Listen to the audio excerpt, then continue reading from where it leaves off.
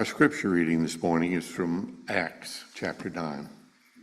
Now in Joppa there was a disciple, a woman named Tabitha, Dorcas in Greek, who never tired of doing kind things or giving to charity. About this time she grew ill and died. They washed her body and laid her out in an upstairs room. Since Lydda was near Joppa, the disciples sent 2 couriers to Peter with the urgent request, "Please come over to us without delay." Peter set out with them as they asked. Upon his arrival, they took him upstairs to the room.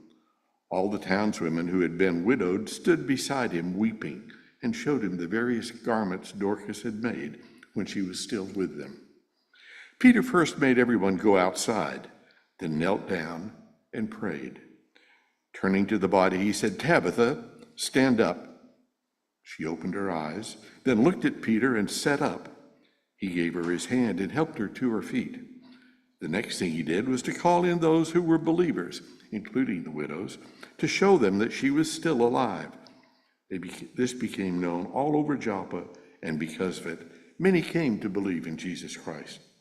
Peter remained a while in Joppa, staying with Simon, a leather tanner.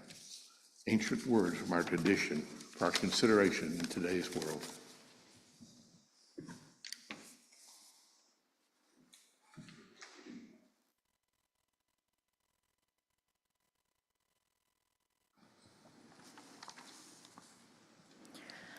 I need to start this morning with a confession and a request for you to join me in an experiment.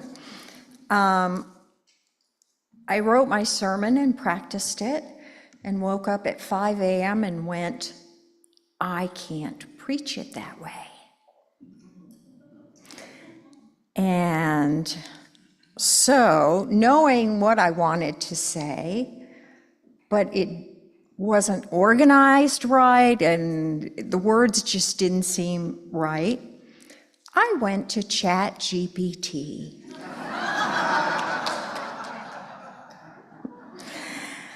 It took a number of tries, and it's still my sermon, but it's my sermon with help from ChatGPT. So in the spirit of full transparency, I don't know how we deal with this these days in our world, but I wanted you to know that.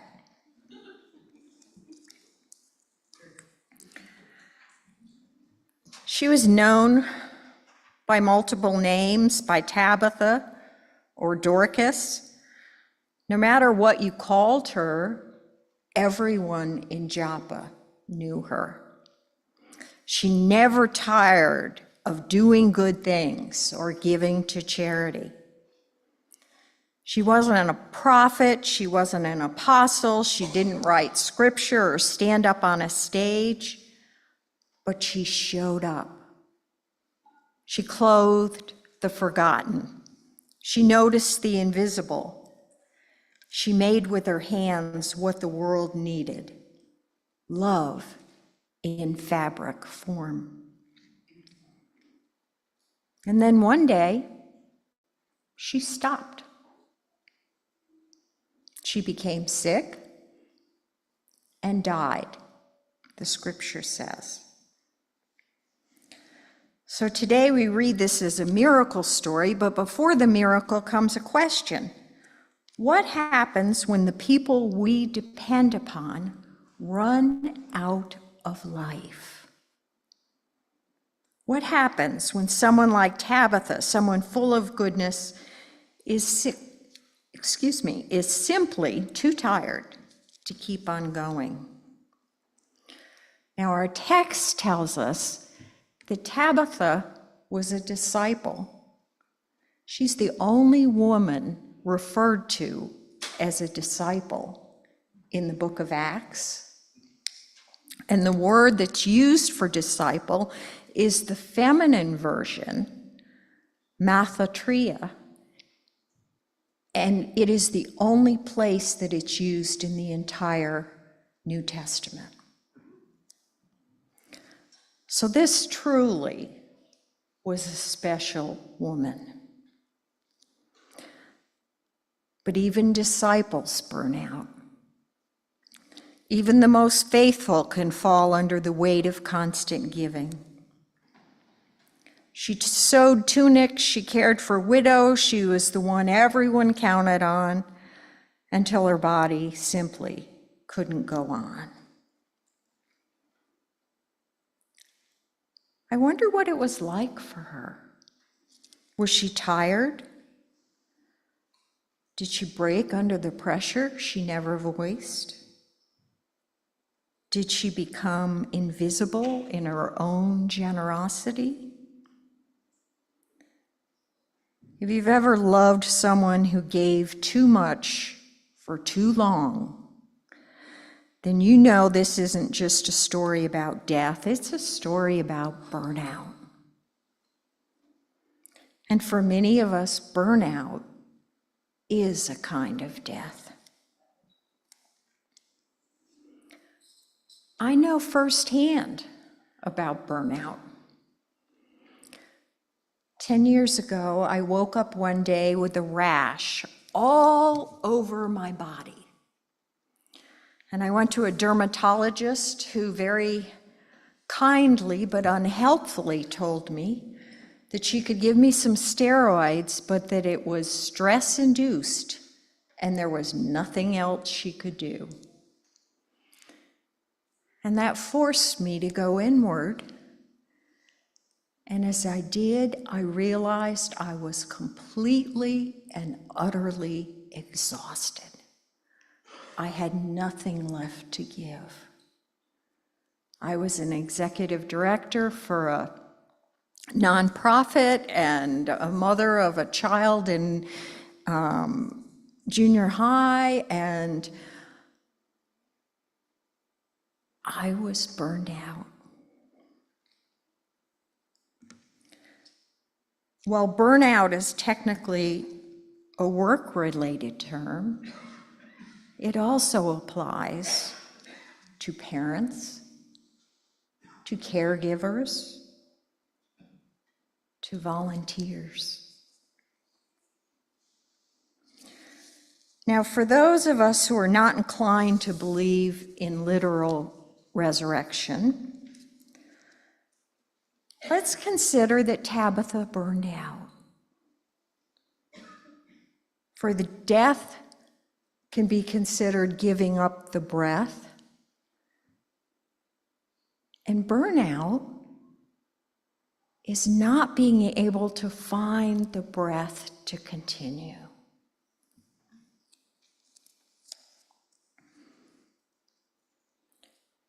What happened after Tabitha burned out or died? The community doesn't give up on her. They send for help. In fact, they send 2 people to go get Peter. And when Peter arrives, the widows gather holding the clothes she made, as if to say, look, she matters. She clothed us. She loved us. They're saying, don't let this be the end of her story. And maybe that's a part of what resurrection means. A community refusing to let a life of love go unnoticed or unrevived. Now the text says that Peter kneels and prays and says, Tabitha, get up. That's a miracle. But if you don't believe that literally happened, and if you're unsure about that, then let's ask, what does it look like to come back to life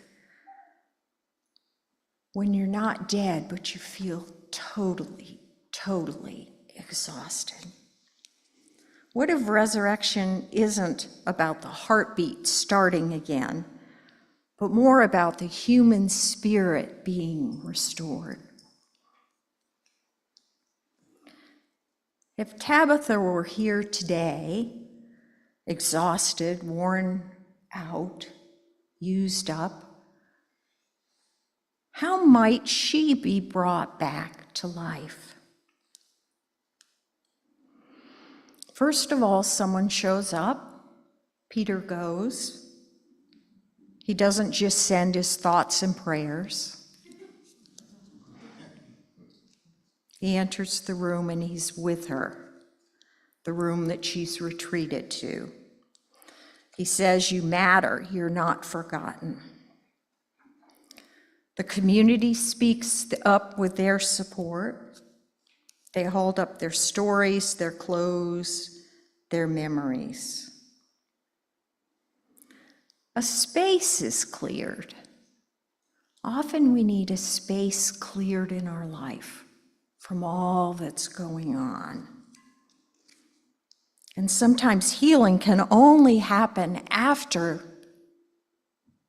all the noise leaves.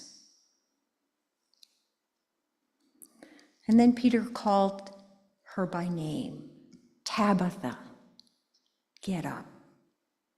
He didn't say disciple or widow helper or sewing saint. He said Tabitha. He called her by who her essence was, not by what she did. Sometimes coming back to life means being seen for who you are.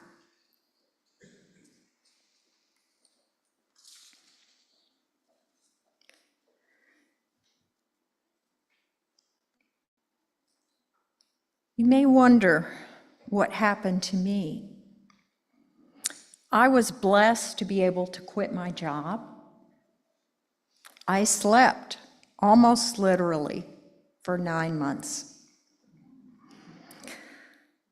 I scheduled time each day to be alone with that spirit of love inside of me, which I never had time for before. I was far too busy, far too important.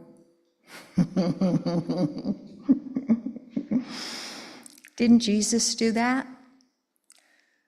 Jesus was pretty busy and pretty important, but I don't think he ever burned out. Interesting. So that's one thing he did. I connected with my body, and I connected my body with nature. Jim talks a lot about us being animals, and we need to connect with nature. I exercise, not in a frenetic way, but in a measured way. It's interesting to note that Jesus never talked about exercise because he walked everywhere. They all did. They all got exercise. Nobody sat behind desks.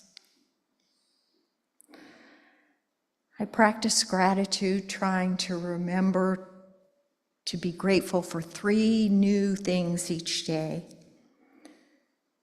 And I figured out what things burned me out. I used a personality inventory that showed me what things gave me energy and drained my energy, and figured out what I wanted to do career-wise that wouldn't be so draining. I think it's humorous to note that when Jesus felt burned out by people, he just left. He just said, "Let's go to another town," and off they walked. Don't you wish we could do that? Now, I need to acknowledge that I am a privileged white woman who has a wonderful husband who supported her and who was able to financially take time off. There are many people who are burned out who can't do that, who can't change their situation. They may be working 16 hours a day, 7 days a week at minimum wage, and still not be able to support their families. They may have a child or children to care for and not have affordable childcare and be doing that 24 hours a day. They may be at home caring for a sick relative 24 hours a day without any help or respite. Burnout is not just an individual problem that we can solve, it's a societal problem. We need to advocate for things like living wages and affordable child care and home health care for people who are sick and disabled at home. I don't have a lot of confidence that our current government cares much about these things, but we need to keep lifting our voices and let them know that it's important, because I think the American people believe in these things. We also need to look around and find Tabithas around us who are burning out. Maybe Tabitha didn't need a miracle. Maybe she needed someone to kneel and clear the noise and say her name and tell her that her story wasn't over. So today, if you are Tabitha, if you are the one who gives and gives and gives, you are allowed to rest. You are allowed to step back. You are allowed to say, I don't have anything more now. And if you know a Tabitha, don't wait for them to burn out, to disappear. Show up, speak up, clear space, help them to find avenues of enrichment that can change their lives. My mother was a person who was slated for burnout. She always worked, she was tired all the time. She died early of cancer. I have clear memories of our family finishing the dishes after dinner and gathering in the TV room to watch TV. Now, this was back when there were 3 channels, and you had one TV, and so everybody had to decide which of those 3 shows you were going to watch, and you watched it together, and the whole nation watched it together. And we used to say, Mom, come on down, join us. And she'd be upstairs washing the kitchen floor or doing something. And we'd say, Mom, that's not that important. Come be with us. And rarely was she dissuaded.